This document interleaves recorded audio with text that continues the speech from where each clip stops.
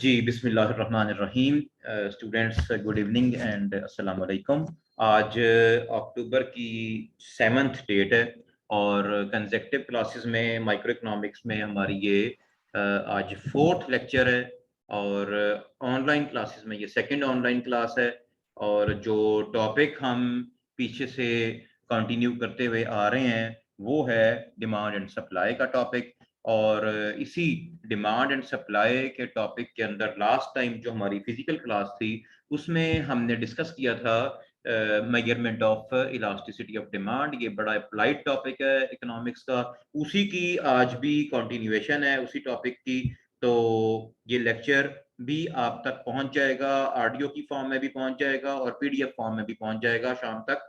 और अब मैं आपके साथ आज का जो लेक्चर है हमारा जो स्केड्यूल किया हुआ लेक्चर है ये आपके साथ शेयर कर रहा हूँ। ये जो पीडीएफ फाइल मैं आपके साथ शेयर कर रहा हूँ ये आपको मिल जाएगी।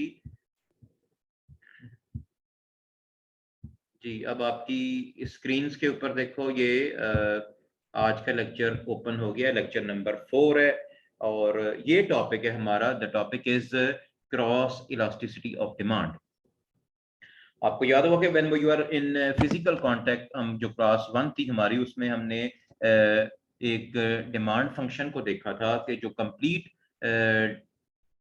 जो डिमांड फंक्शन होता है वो उसमें प्राइस के अलावा और भी बहुत सारे वेरिएबल्स होते हैं जिनको हम for the time being constant assume करते हैं और उनको सिट्रस पेरिबस, एक वर्ड है सिट्रस पेरिबस, मुश्किल वर्ड है, असम्पशंस भी कहते हैं। और they are the variables which are held constant in specific circumstances. तो ये जो टॉपिक है इलास्टिसिटी ऑफ डिमांड का, ये क्या कहलाता है ये देखें। अब इसको शुरू कर रहे हैं हम कि if own price of a commodity do not change. सबसे पहली बात ये है कि किसी कमोडिटी की अपनी जो ओन प्राइस है अपनी ही प्राइस में कोई चेंज नहीं आएगी। तो अपनी प्राइस में तो चेंज नहीं आएगा, लेकिन जो अदर कमोडिटीज हैं जो इसकी डिमांड को इफेक्ट कर रही हैं, डायरेक्टली कर रही हैं या इनडायरेक्टली कर रही हैं, वो उनमें चेंजेस आएंगी तो उसकी वजह से इसकी डिमांड भी चेंज होगी। मैं इसको पढ़ रहा हूँ, बाद में इसको डिस्कस करता हूँ आपसे। If on price of a commodity do not change but its demand changes due to the change in price of some other commodity, it is called cross elasticity of demand। इसकी एक example हम लेते हैं कि suppose करो कि मैंने बताया था कि पेप्सी और कोक दो सॉफ्ट ड्रिंक हैं, बेवरेज हैं, कोल्ड ड्रिंक हैं। तो ये दोनों क्लोज सब्स्टिट्यूट हैं एक दूसरे के। तो क्लोज सब्स्टिट्यूट होने की वजह से एक की प्राइस में जब चेंज आती है तो दूसरे की डिमांड उससे लाजमी इफेक्ट होती है। कि अगर रमजान का स्टार्ट हो रहा है और पेप्सी कोला ने प्राइस में ड्रेस्टिक चेंज की है, प्राइस कम कर दी है अपना पुराना स्टॉक निकालने के लिए, या चलो रमजान की बरकत की वजह से रमजान के एहतराम में अपनी कमोडिटी सस्ती कर दी है, तो इसका इसका जो इम्पैक्ट है वो लाजमी तौर पे कोका कोला के ऊपर होता है कि प्राइस ऑफ पेप्सी अगर कम होगी तो कोक की डिमांड लाजमी इफेक्ट होगी उससे। तो यही जो दो कमोडिटीज का आपस में क्रॉस होगा कि प्राइस चेंज होगी कमोडिटी ए की और डिमांड जाके इफेक्ट होगी कमोडिटी बी। तो इसे कहते हैं ये जो है डिमांड। तो इसको आगे देखते Excuse me, sir.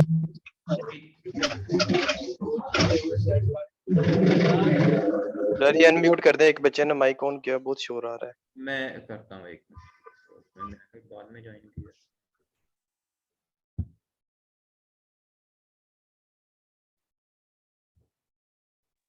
ठीक है जी, हम आगे कंटिन्यू कर रहे हैं। तो ये मैं बात कर रहा था कि अगर एक कमोडिटी, दो कमोडिटीज हैं, सपोज करो कमोडिटी एक्स है और एक कमोडिटी वाई है। जब भी कभी, आपने गौर से समझनी है मेरी बात, कि जब when ever the price of commodity x changes, definitely demand of commodity x would change. कि एक्स कमोडिटी की प्राइस चेंज होगी तो डेफिनेटली उसकी जो अपनी डिमांड है वो तो लाजमी तौर पे इफेक्ट होगी। अगर प्राइस बढ़ेगी तो डिमांड कॉन्ट्रैक्ट करेगी। लेकिन अब बात हो रही है कि when price of commodity x changes, the demand of commodity y also changes. तो एक्स की प्राइस चेंज होने से वाई कमोडिटी की जो एक सेकंड कमोडिटी है उसकी जो डिमांड पे इंपैक्ट आता है, इसको मेजर किया जाता है क्रॉस इलास्टिसिटी ऑफ डिमांड से।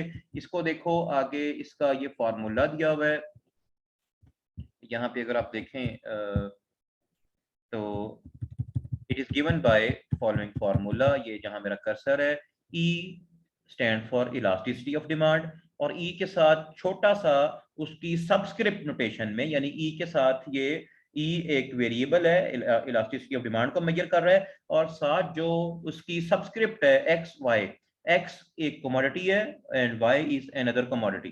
ठीक है, तो इसे क्या कहते हैं कि ये है cross elasticity of demand. Measure कैसे होती है? Percentage change in quantity demanded of commodity y. ठीक है, percentage change in quantity demand of commodity y over percentage change in price of commodity x के डिनोमिनेटर में आपको मैंने बताया था कि हमेशा इंडिपेंडेंट वेरिएबल प्राइस आती है, और न्यूमिनेटर में हमेशा जो डिपेंडेंट वेरिएबल है डिमांड वो आया करती है। अब यहाँ कमोडिटीज भी चेंज हो रही हैं कि न्यूमिनेटर में डिमांड आ रही है कमोडिटी वाई की, और डिनोमिनेटर में प्राइस में जो परसेंटेज चेंज है वो होगी कमोडिटी एक्स की। तो ये क्रॉस है, इट्स लाइक अ क्रॉस के एक कमोडिटी एक्स जो है वो वाई कमोडिटी की डिमांड को जाके किस तरह से इफेक्ट करती है। ये जो सामने ऊपर फार्मूला लिखा हुआ है, इसी का दूसरा फार्मूला ये लिखा हुआ है। ये क्या है? Elasticity, cross elasticity between x and Y is given by derivative या चेंज डेल्टा। ये जो स्मॉल डी लिखा हुआ है ये डेल्टा है। डेल्टा मींस तब्दीली, चेंज। तो किस वेरिएबल में? ये जो साथ आगे वेरिएबल है demand of commodity y, change in demand of commodity y over change in price of commodity x. यहां से ही आपको क्रॉसिंग का पता लग रहा है। और आगे multiply by P over Q, formula होता है इलास्टिसिटी ऑफ डिमांड का, पी ओवर क्यू। लेकिन प्राइस, जहां जहां प्राइस है वहां वहां कमोडिटी एक्स आएगी, और जहां जहां क्वांटिटी है वहां वहां कमोडिटी वाई आएगी। तो आप देख रहे हैं कि इसके डायगोनल में सेम कमोडिटीज होंगी, कि अगर आप डायगोनल यूं देखें तो तब भी एक्स की प्राइस और नीचे डिनोमिनेटर में भी एक्स की प्राइस। और अगर प्रिंसिपल डायगोनल में देखें यहाँ पे, तो change in demand of commodity y divided by change in ये जो कमोडिटी वाई की जो सिंगल वैल्यू होगी वो हम यहाँ लेंगे। तो ये इसका फार्मूला है। इससे आगे चलते हैं, इसके ऊपर न्यूमेरिकल भी अभी हम करते हैं। एक बड़ा अहम आगे बात लिखी हुई है, according to cross elasticity of demand. ये जो क्रॉस इलास्टिसिटी ऑफ डिमांड होती है, इसके अकॉर्डिंगली कमोडिटीज जो हैं they are classified into two categories. Commodities are of two categories.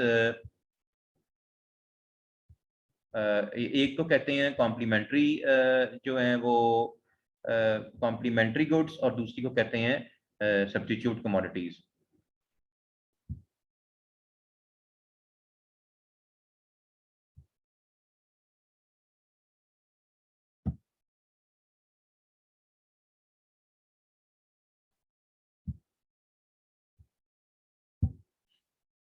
तो इससे आगे चलते हैं नेक्स्ट पेज पे।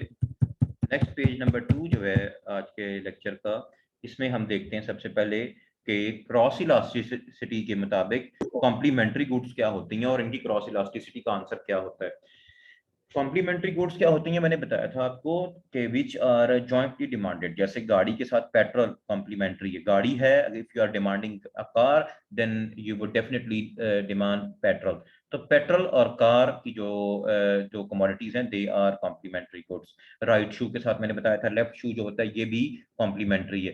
तो if x and Y are two complementary goods, कोई सी दो कमोडिटीज हैं, जनरलाइज फॉर्म में बात कर रहे हैं, ये जरूरी नहीं होता कि आप चीजों के नाम ही बताएं। तो हम एक्स वाई की फॉर्म में भी बात करें तो ज्यादा जनरलाइज्ड अप्रोच बेहतर होती है। If x and Y are two complementary goods which are jointly demanded then cross elasticity between x and Y.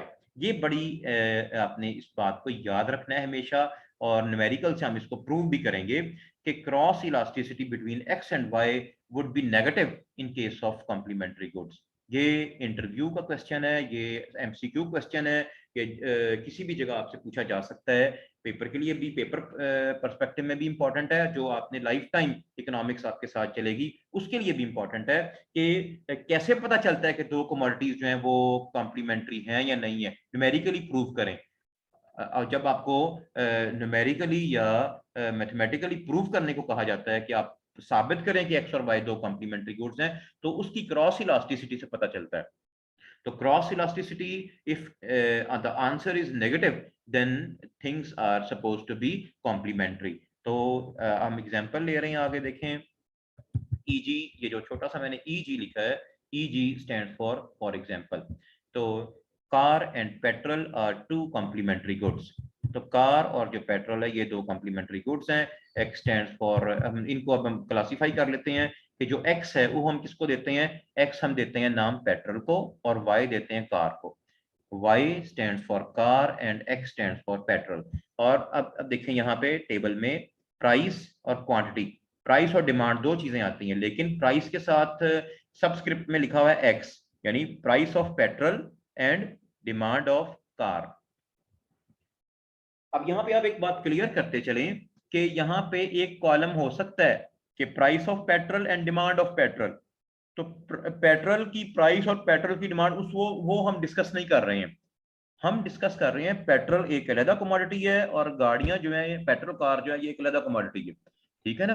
तो पेट्रोल कार का पेट्रोल के साथ क्या रिलेशनशिप बनता है, क्या ये कॉम्प्लीमेंट्री है या सब्स्टिट्यूट है, ये देखना है हमने।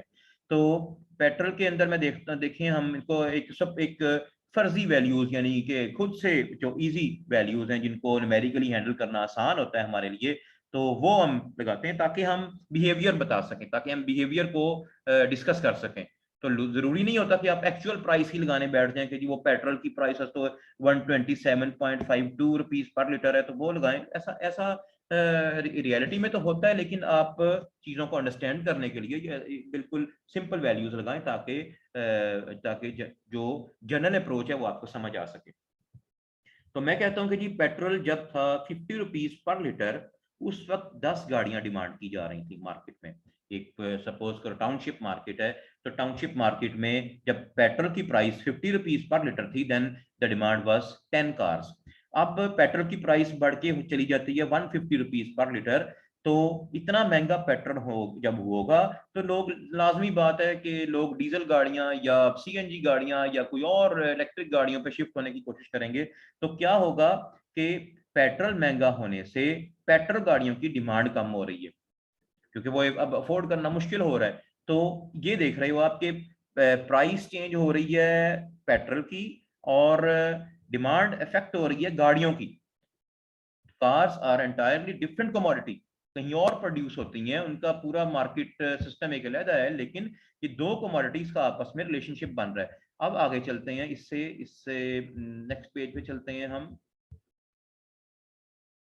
इसमें देखें, ये फॉर्मूला आपके सामने लिखा हुआ है कि cross elasticity between x and Y is measured by के change in demand of Y over change in price of X multiply by price of X and quantity of Y.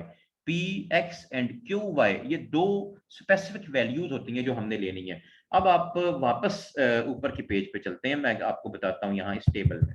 इस टेबल को आपने समझना है क्योंकि यही न्यूमेरिकल, छोटे छोटे न्यूमेरिकल हैं, आगे भी आएंगे। इस टेबल को आपने समझ लेना है। सबसे पहले देखें फार्मूला जो है क्रॉस इलास्टिसिटी ऑफ डिमांड का, उसमें पहली चीज क्या आती है, आपने यहाँ दूसरे पेज पे देखा कि delta q y over delta p x. तो सबसे पहले इस टेबल में देखें डेल्टा कैसे मेजर होगा। पी एक्स एक प्राइस का एक अलग कॉलम है, और जो क्वांटिटी डिमांड है उसका एक अलग कॉलम है। तो change in price delta p x measure होता है इन दो से। अब इसमें जो पहली वैल्यू है, जो पहला पेयर है 50, जो पहली वैल्यू 50 है, पी, इसे हम बोलते हैं P1। 50 को हम कहते हैं, एज्यूम करते हैं अपने माइंड में P1, और इसकी जो नेक्स्ट वैल्यू है, सक्सीडिंग वैल्यू जो है वो 150 है, वो कहलाती है P2। इसको 50 को मैंने P1 कहा और 150 को कहा P2। इसी तरह Q1 में कहूंगा 10 को और Q2 कहूंगा 6 को। ये बात एक दफा फिर गौर से सुन लो, अपनी मर्जी से इनको नाम नहीं दे देने। अगर 50 को P1 कहा है तो इसका जो कॉरेस्पॉन्डिंग क्वांटिटी की वैल्यू है वो Q1 कहलाएगी। और मैंने अगर 150 को P2 कहा है, P2 इसको अपने माइंड में डिक्लेयर किया है, तो इसकी जो कॉरेस्पॉन्डिंग 6 वैल्यू है, इसका जो कॉम्बिनेशन है एक्स एक्सिस और वाई एक्सिस की जो वैल्यू है, जो इसका जो पेयर है 6, वो कहलाएगा Q2। अब जब डेल्टा, डेल्टा का मतलब होता है चेंज, तो जब डेल्टा मैयर होगा, डेल्टा पी मैयर होगा, तो मैं 150 माइनस 50 करूं अगर, if I do P2 minus P1, that means 150 minus 50, तो यहां भी कॉरेस्पॉन्डिंग जो वैल्यू है वहां पे भी मुझे Q2 minus Q1 करना होगा। मैं इसको यूं नहीं कर सकता कि यहां मैं 150 में से 50 माइनस कर दूं और यहां मेरा दिल कर रहा है कि जी 10 में से 6 माइनस कर दूं और आंसर जो है वो पॉजिटिव या नेगेटिव निकाल के दिखा दूं। सारी अप्रोच ही गलत हो जाएगी, सारा क्वेश्चन ही गलत हो जाएगा। अगर 50 P1 है तो 150 P2 है। इसी तरह 10 की वैल्यू Q1 कहलाएगी और ये Q2 कहलाएगी। और डेल्टा यानी चेंज मेजर करते हुए अगर मेरा मेरा जो मेथड है वो P2 माइनस P1 करने का है, तो यहाँ पे भी फिर यही चलेगा Q2 माइनस Q1। आगे चलते हैं, अब आपको उस पेज पे चलते हैं जहां इसकी कैलकुलेशन हुई हुई है। ये देखो, आप यहाँ देख रहे हैं कि सबसे पहले फार्मूला में हमने पुट किया डेल्टा क्यू के डिमांड में कितनी चेंज है। तो डिमांड में चेंज आप एक दफा फिर ऊपर चलते हैं, ये देखो, ये देखो 6 माइनस 10, तो आंसर क्या आया -4। 6 Q2 है और 10 जो है ये Q1 है। तो 6 माइनस 10 करें तो आंसर आता है -4। ये माइनस बहुत मैटर करता है, इस माइनस ने ही आपके जवाब का आपका डिसीजन ठीक करना है। तो इस यहाँ देखो फार्मूला में कि पहली वैल्यू आई -4/100। तो 100 कहाँ से आ रहा है, ये देखो 100 यहाँ से आ रहा है कि जब हम इस टेबल में से, ये जो टेबल है 150 माइनस 50 करते हैं तो आंसर आता है 100। 6 माइनस 10 -4 आंसर है, 150 माइनस 50 100 आंसर है। तो ये वहां पे फॉर्मूला में वैल्यूज पुट कर दी -4 एंड 100। अब फार्मूला के जो दो बाकी वेरिएबल हैं P और Q, P और Q कहां से आते हैं और कैसे डिसाइड करते हैं, इस टेबल में वापस आए आप। अब इस टेबल में देखें P1 क्या है 50 और इसकी कॉरेस्पॉन्डिंग वैल्यू क्या है Q की 10। कोई सा एक पेयर आपने उठाना है यहां से, या तो 50 और 10 को ले लो P x over Q Y, या 150/6 को ले लो, किसी एक को ले लो जिसको आपका दिल करता है। तो मैंने इसको फर्स्ट वन ज्यादा बेहतर है कि जी जो ऊपर वैल्यू है उसकी ले लें आप, जो फर्स्ट कम फर्स्ट सर्व। तो 50 और जो 10 है ये यहाँ फार्मूले में पुट कर दिया, पी एक्स की वैल्यू पुट कर दी, पी वाई की वैल्यू पुट कर दी, इसको सिंप्लीफाई किया और आंसर आ गया -200/1000। और पूरा आंसर सॉल्व करके आया cross elasticity between x and Y आई -0.2। -0.2 जो भी है इसका आंसर, उसकी मैग्नीट्यूड जो भी है, मैग्नीट्यूड मैटर नहीं कर रही यहाँ पे, मैटर ये कर रहा है कि आंसर नेगेटिव है। तो आंसर नेगेटिव जैसे ही आ जाए क्रॉस इलास्टिसिटी का, आप फौरन डिक्लेयर करेंगे कि ये प्रूव हो रहा है आंसर का नेगेटिव होना कि car and petrol are complementary goods. क्योंकि whenever cross elasticity between two commodities is negative तो थिंग्स आर कॉम्प्लीमेंट्री। इसी का नेक्स्ट टॉपिक भी मैं उसका कंक्लूजन आपको यहीं पे बता रहा हूं कि if cross elasticity of demand between x and Y is positive, अगर ये पॉजिटिव आएगा तो जो कमोडिटीज अंडर डिस्कशन है दे आर कॉल्ड सब्स्टिट्यूट्स। तो सब्स्टिट्यूट कमोडिटीज का जो पैरामीटर है या जो डिसीजन मेकिंग रूल है वो इलास्टिसिटी का पॉजिटिव होना है। तो नेक्स्ट इस पे आते हैं सब्स्टिट्यूट कमोडिटीज के ऊपर। तो ये देखो सब्स्टिट्यूट्स क्या होती हैं, जो विच can be use in place of each other, जिनको अगर एक नहीं मिलती हम दूसरी यूज कर लेते हैं, तो जिनको हम अल्टरनेटली यूज कर सकते हैं। If x and Y are two commodities which can be use in place of each other. साथ ही मैंने छोटी सी डेफिनेशन भी बता दी है कि if an X and Y are two commodities और वो they can be use in place of each other. Turab ने क्या कह रहा है, तुराब क्या कह रहा है यार, तुराब जो भी कह रहा है, हाँ जी एक मिनट यार।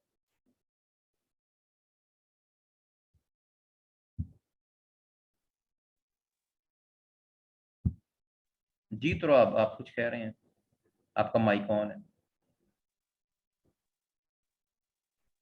सर ये मेरे को डेली है। आवाज नहीं आ रही तुराब मुझे, आप कैसे करो चैट बॉक्स में जाके हेलो। मैसेज कर।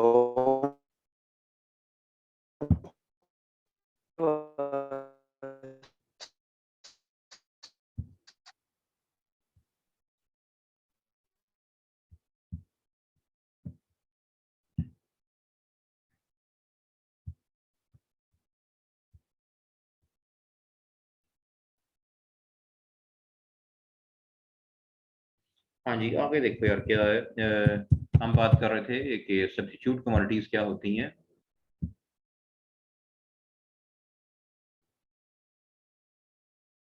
हाँ, ये जो आप पूछ रहे हैं कि प्लीज डेली लाइफ में कोई एग्जांपल दें कॉम्प्लीमेंट्री गुड्स की, तो बेशुमार अशिया कॉम्प्लीमेंट्री हैं। आप बेशुमार चीजें कॉम्प्लीमेंट्री हैं। जैसे देखो, मोबाइल लिया है, मोबाइल एक कमोडिटी है, ठीक है। तो मोबाइल अगर ले लिया है तो साथ सिम भी लेनी पड़ेगी आपको। SIM and mobile phone are complementary good, दो अलग अलग चीजें हैं। दोनों फिजिकल हार्डवेयर हैं, लेकिन दोनों कॉम्प्लीमेंट्री हैं। आपने एसी ले लिया है अगर, ठीक है, अगर आपने अपने रूम के लिए एसी लिया है तो इलेक्ट्रिसिटी उसके साथ कॉम्प्लीमेंट्री है। तो हमारी लाइफ तो सारी चलती ही कॉम्प्लीमेंट्री गुड्स के ऊपर है, ठीक है ना। तो कॉम्प्लीमेंट्री गुड्स की तो एक लिस्ट ऑफ कमोडिटीज है जो हम, मैंने बताया था कि राइट शू लेफ्ट शू का कॉम्प्लीमेंट्री है। कि राइट शू अगर है, ऐसा तो नहीं है कि अल्लाह ना करे कोई एक जूता खरीदता है बाजार से, राइट शू के साथ पेयर है लेफ्ट शू का। अगर हमने राइट वाली सॉक ली है तो लेफ्ट सॉक्स भी लेनी पड़ेगी। राइट ग्लव लिया है तो लेफ्ट वाला भी लेना पड़ेगा, ठीक है ना। बाइक अगर खरीदी है तो हेलमेट भी लेना पड़ेगा। तो इट्स एक नंबर ऑफ कमोडिटीज हैं, ठीक है ना। नेक्स्ट चलते हैं आगे। आगे देखो, सब्स्टिट्यूट कमोडिटीज क्या है। If x and y are two commodities which can be used in place of each other, then they are, जैसे है क्या है, जैसे पेप्सी है और कोक है। पेप्सी कोला और कोका कोला जो है ये दोनों कहलाते हैं सब्स्टिट्यूट कमोडिटीज। अब देखो आगे इसका रूल ऑफ थंब लिखा हुआ है।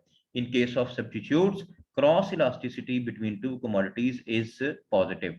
जब कोई वैल्यू ग्रेटर देन जीरो होती है तो वो पॉजिटिव होती है। तो क्रॉस इलास्टिसिटी पॉजिटिव जो है ये उस वक्त होती है जब कमोडिटीज जो है वो सब्स्टिट्यूट है। अब देखते हैं आगे। If Pepsi cola and Coca Cola, ये मैं कोई इनकी ब्रांड की, इनकी कोई पब्लिसिटी नहीं कर रहा, ना कोई ऐसा पर्पज है कि इन दो जो कंपनीज हैं, मल्टीनेशनल कंपनीज हैं, इनके कोई ब्रांड का नाम हम अपने डिस्कशन में लें। लेकिन सिर्फ समझाने के लिए आपको इसको, आप कोई और भी वैल्यू यूज कर सकते हैं, कोई और भी कमोडिटी यूज कर सकते हैं। If Pepsi cola and Coca Cola are two commodities, x stand for Pepsi cola and y stand for Coca Cola. तो अब हम देखते हैं कि इनके दरमियान कैसा रिलेशनशिप जो है वो इस्टेब्लिश होता है। Price P x, P x क्या है, प्राइस ऑफ पेप्सी कोला, और क्यू वाई क्या है, quantity demand of Coca Cola. अब देखो, पी एक्स के साथ कोई कॉलम नहीं बना हुआ क्यू एक्स का, यानी price of Pepsi, demand of Pepsi का कोई कॉलम नहीं है यहाँ पे। आपने जेहन में ये बात रखनी है कि लॉ ऑफ डिमांड के मुताबिक क्या होता है कि when ever price of a commodity increases it's demand contracts. तो इस लॉ के मुताबिक क्या हुआ, मैं यहाँ आपको बता रहा हूँ कि सपोज करो कि पेप्सी जो है ये 100 रुपीज की है, ठीक है। और जब पेप्सी 100 रुपीज की है तो उस वक्त एक शॉप के ऊपर जो 10 बोतलें हैं कोका कोला की वो सेल होती हैं। कोका कोला की जो सेल है वो 10 बॉटल पर डे है, और पेप्सी की प्राइस है 100 रुपीज। अब पेप्सी की प्राइस बढ़ के 100 से होती है 120, ठीक है। पेप्सी 100 से 120 की हुई। जब पेप्सी महंगी होगी, पेप्सी की बॉटल महंगी होगी 100 से 120, तो पेप्सी की डिमांड कम हो जाएगी, ठीक है। वो इस टेबल में नजर नहीं आपको आ रही कि पेप्सी लोग कम पिएंगे बिकॉज ये महंगी हो गई है। अब कोक जो है, कोक स्टिल उतने की, कोक की प्राइस हो सकता है स्टिल 100 रुपीज की ही हो। तो जो पेप्सी के बायर थे वो पेप्सी छोड़ के कोक पे शिफ्ट हो जाएंगे। तो क्या हुआ कि जब पेप्सी की प्राइस एक 1.5 लीटर बॉटल की 100 रुपीज थी, तो 10 बॉटल सेल होती थी एक स्टोर के ऊपर। अब प्राइस बढ़ के 120 हो गई, तो अब 20 बॉटल सेल हो रही है कोका कोला की। कोका कोला की जो डिमांड है वो बढ़ गई है, ठीक है। महंगा क्या हुआ है, पेप्सी महंगी हुई है और डिमांड इंक्रीज हुई है कोका कोला की। ये दो आपस में कमोडिटीज क्रॉस कर रही हैं एक दूसरी को, कि एक की प्राइस ने दूसरी को जाके इफेक्ट किया है। अब इसको टेबल में देखो, इसी का वही फार्मूला है दोबारा से, कि वो जो पहले फार्मूला था वही फार्मूला यहाँ पे भी है कि cross elasticity between x and y, delta q y over p x and p x over Q y, वही फार्मूला है। अब इसमें वैल्यूज पुट करते हैं हम। देखो डेल्टा क्या बन रहा है यहाँ पे, देखो डेल्टा डेल्टा तो डेल्टा पी एक्स क्या बन रहा है 20, 120 माइनस 100, और डेल्टा क्यू वाई क्या बन रहा है 20 सर माइनस। माइक ऑन है, किसी का शोर आ रहा है। ठीक है यार, इसको, इसकी रिकॉर्डिंग चल रही है, इसको अब बीच में इंटरप्ट ना करो आप प्लीज, ये अभी दोबारा मैं देखता हूँ इसे। ठीक है, इसका देखो आप कि मैं कह रहा था कि जब डेल्टा पी एक्स हम देख रहे हैं तो दैट वुड बी 120 माइनस 100, और डेल्टा क्यू वाई कैसे बन रहा है 20 माइनस 10। तो इस इन वैल्यूज को मैं यहाँ पुट करूंगा, आप आगे चल के देखना। ये देखो यहाँ पे बल्कि कैलकुलेशन यहाँ की हुई है सामने, आपको मुश्किल नहीं होगी कि डेल्टा पी एक्स कैसे बन रहा है 120 माइनस 100, तो आ गया आंसर, आ गया 20। डेल्टा क्यू वाई बन रहा है 20 माइनस 10 इज इक्वल टू 10। इन तमाम वैल्यूज को इस फार्मूला में पुट किया, जो भी फार्मूला है इसका, तो आंसर आया 10। 10 आंसर का मतलब है आंसर पॉजिटिव है, तो पॉजिटिव आंसर आता है in case of substitute commodities. So x and y, Pepsi and Coke are called substitute commodities. तो ये था एक इसका पार्ट आज के लेक्चर का, कि जिसमें हम ये देखते हैं कि क्रॉस इलास्टिसिटी ऑफ डिमांड क्या होती है, और एक कमोडिटी एक्स की प्राइस में चेंज आने से कमोडिटी वाई की डिमांड कैसे इफेक्ट होती है। और कमोडिटीज की दो टाइप्स बनती हैं, एक को कहते हैं सब्स्टिट्यूट, दूसरे को कहते हैं कॉम्प्लीमेंट्री। नेक्स्ट इसका टॉपिक है, छोटा सा टॉपिक है, आप जल्दी से इसको कर लेते हैं, उसके बाद मैं इसका दूसरा सेशन शुरू करता हूँ। वो उसमें कोशिश करूंगा कि व्हाइट बोर्ड के ऊपर भी आपको कुछ काम करवाऊं। तो ये देखो आगे है दूसरा topic, income elasticity of demand, rate of change in quantity demanded as a result of change in income is called वो इनकम। तो शुक्र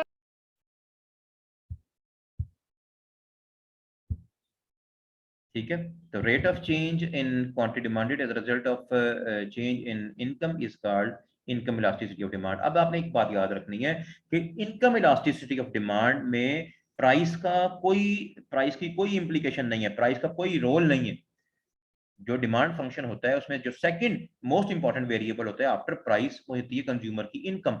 तो अब हमने प्राइस को बिल्कुल कंसिडर नहीं करना, जहां जहां फार्मूला में प्राइस आती थी delta q over delta P into P over Q, तो जहां जहां पी आया है वेरिएबल, वहां वहां वाई वेरिएबल आया करेगा। तो इसका बेसिक फार्मूला देखो क्या है, इनकम इलास्टिसिटी ऑफ डिमांड का बेसिक फार्मूला है percentage change in demand over percentage change in income. तो जहां पे डिनोमिनेटर में प्राइस वेरिएबल हुआ करता था, आपको याद है वाई की जगह, अब वहां पे वेरिएबल हुआ करेगा इनकम। तो इसी का दूसरा फार्मूला ये बन रहा है कि delta q over delta y multiply by y over q. P नहीं आएगा इसमें, आपने बात दोबारा रिपीट कर रहा हूँ कि प्राइस वेरिएबल ही नहीं होगा इसके अंदर।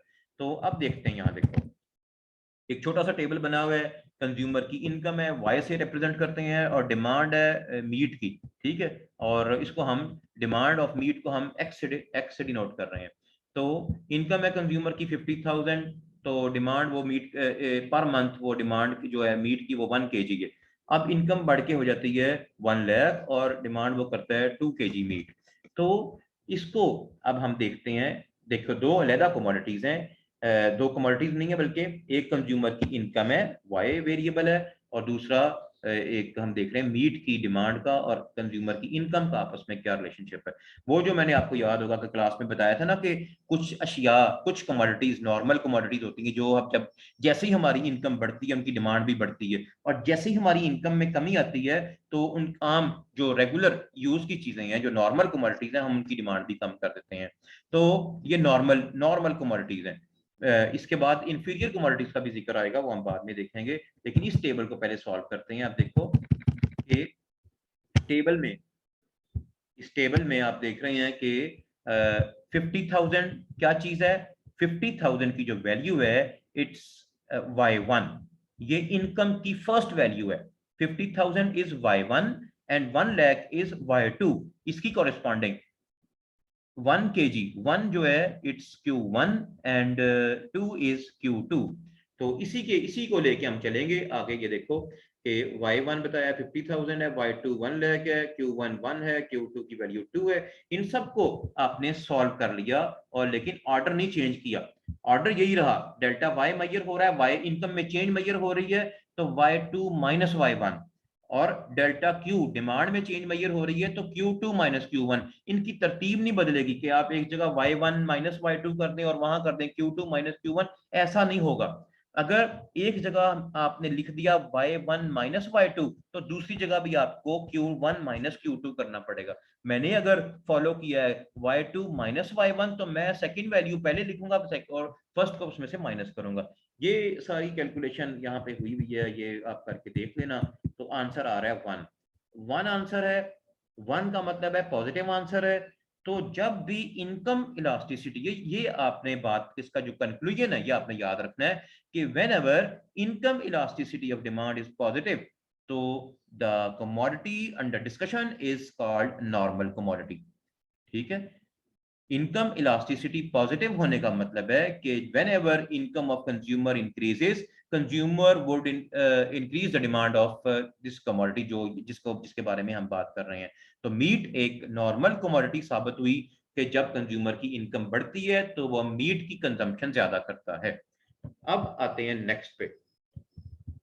ये देखो नेक्स्ट मैंने इसका कंक्लूजन लिखा हुआ है इंफीरियर कमोडिटीज का, कि in case of inferior goods जो इनकम इलास्टिसिटी ऑफ डिमांड है ये नेगेटिव हो जाती है। ठीक है, ये income elasticity of demand negative होती है in case of inferior goods, क्योंकि जब इनकम बढ़ती है, whenever Y variable increases, तो demand of certain commodities decreases.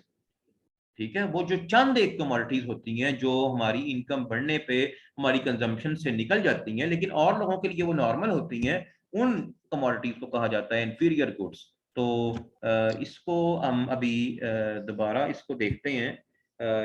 अब इससे इंफीरियर गुड्स क्या होती हैं?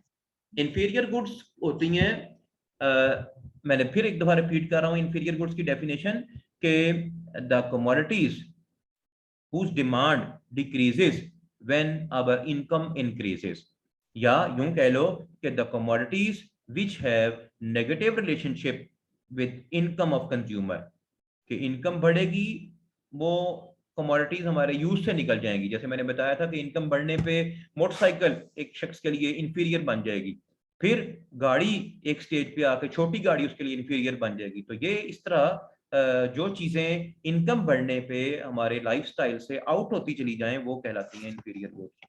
तो ये सेशन अभी मैं दोबारा इसको शुरू कर रहा हूँ। अभी मैंने यहाँ अपने रूम में एक इसकी रिकॉर्डिंग बंद कर रहा हूँ, मैं 1 मिनट ठहरो जरा। ये स्क्रीन भी अब शेयर करनी मैं रोक देता हूँ यहाँ पे, और इसकी जो रिकॉर्डिंग